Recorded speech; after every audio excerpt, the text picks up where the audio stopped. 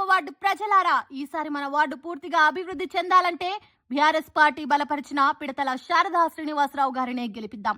మన యువతకు అవకాశాలు, మహిళల కోసం భద్రతా సౌకర్యాలు, పిల్లలకు మంచి వాతావరణం, ఈ లక్ష్యాలన్నింటికీ ఒకే ఒక్క దారి, ఒకే ఒక్క నాయకులు మన పిడతల శారదా శ్రీనివాసరావు. మనం అందరం విశ్వసించే పిడతల శారదా శ్రీనివాసరావు గారినే గెలిపిద్దాం. కాబట్టి మీ అమూల్యమైన ఓటును అత్యధిక మెజారిటీతో పిడతల శారదా శ్రీనివాసరావు గారికి వేసి గెలిపించండి. కారు గుర్తుకే మన ఓటు.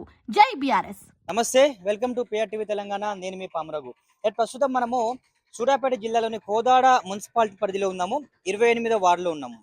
అయితే ఇక్కడ ప్రజలను మనము ఒక విషయము కనుక్కునే ప్రయత్నం చేస్తాము. అదేంటంటే, గత ప్రభుత్వంలో బీఆర్ఎస్ పార్టీ హయాంలో 2,000 రూపాయల పెన్షన్ వృద్ధులకు ఇచ్చేది కదా.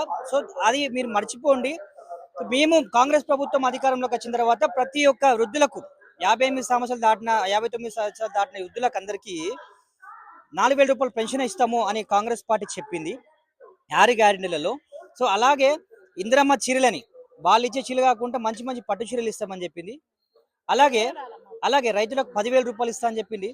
సో మళ్ళీ ఎవరైతే మహిళలు ఉంటారో 18 సంవత్సరాలు దాటిన మహిళలు ఎవరైతే ఉంటారో వాళ్ళకు 2,500 రూపాయలు ప్రతి నెల ఇస్తామని చెప్పి, ఇంట్లో ఎంతమంది ఆడోళ్ళని ఉన్నది ప్రతి ఒక్క ఆడోళ్ళకి 2,500 ఇస్తా అని చెప్పి.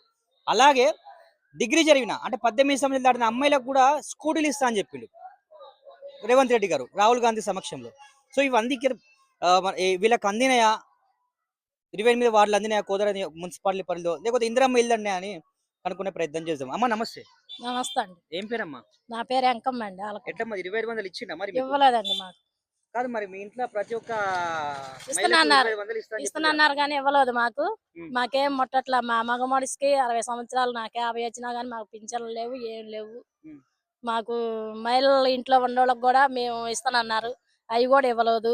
బస్సు పాసులు అక్కడ పెట్టారు కానీ మేము బస్సులకు పోయేవాళ్ళం కాదు, వచ్చేది కాదు. రైతు ప్రదేశం మాది, తెచ్చుకుంటే తిన్నట్టు లేవట్లేదు. 4,000 రూపాయలు పెన్షన్ ఇస్తా అని చెప్పిండు కదా. మరి వాళ్ళకి వచ్చే వాళ్ళకి 2 ఏళ్ళు వస్తున్నాయి కదా, వాళ్ళకి 4,000 ఇస్తున్నారు. మరి వాళ్ళకి కొత్తనే రావట్లేదు, మాకు తెలియదు. 2,000 వస్తున్నాయి అని చెప్తారు వాళ్ళు కూడా. పెంచలేదు. కోదాడలో ఇందిరమ్మ ఇల్లు అనుకుంటా, భూమి ఉన్న వాళ్ళకు ఇందిరమ్మ ఇల్లు కట్టిస్తామని చెప్పిండు.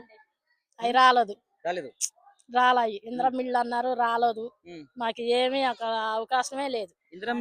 ఇందిరమ్మ చీరలు కూడా రాలా మాకు. చీరలు రాలా. 2,500 ఇస్తున్నా అని చెప్తుండు కదా రేవంత్ రెడ్డి. ఇవ్వలేదు. ఇంత మట్టికి అసలు రానే రాలా.